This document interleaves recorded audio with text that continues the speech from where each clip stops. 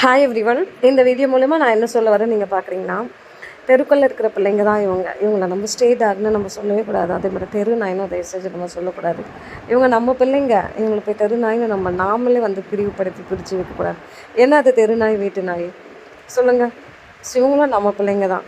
So இந்த பிள்ளைங்களை ரோட்டில் பார்க்கும்போது எத்தனை பேர் நினச்சிருக்கேன் இதுக்கு ஒரு ஆதரவு கொடுக்கணும், இதை கொண்டு வீட்டில் வைக்கணும்னு சொல்லிட்டு. இப்போ நீங்கள் பார்த்துட்ருக்குறவங்க எல்லாமே தெருவில் கைவிடப்பட்டவங்க தான். 5 பேர் இருப்பாங்க இதில். ஸோ ரோஜாவும் அதே தான், நம்ம வீட்டு பிளாக்கியும் அதே தான், முஃபாஸாவும் அதே நிலமை தான், மேக்ஸும் அதே நிலமை தான், ஃபீலும் அதே நிலமை தான். ஸோ இவங்க யாரையுமே ஒருத்தர் கூட நான் விரும்பி போய் கொண்டு எங்கள் வீட்டில் வளர்க்கலன்றது எத்தனை பேருக்கு தெரியும்?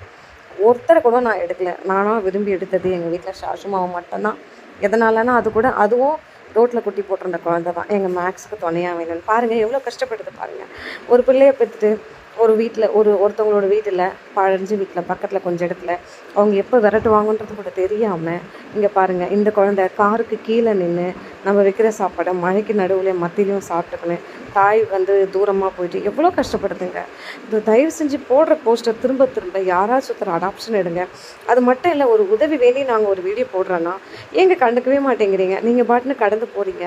தயவுசெய்து இந்த மாதிரி நீங்கள்லாம் பார்க்குறீங்க, நீங்கள்லாம் இருக்கீங்க, நீங்கள் உதவி பண்ணிங்கன்னாங்க ஒரு வீடியோவை நாங்கள் போஸ்ட் பண்ணுறோம். ப்ளீஸ் எந்த குழந்தையும்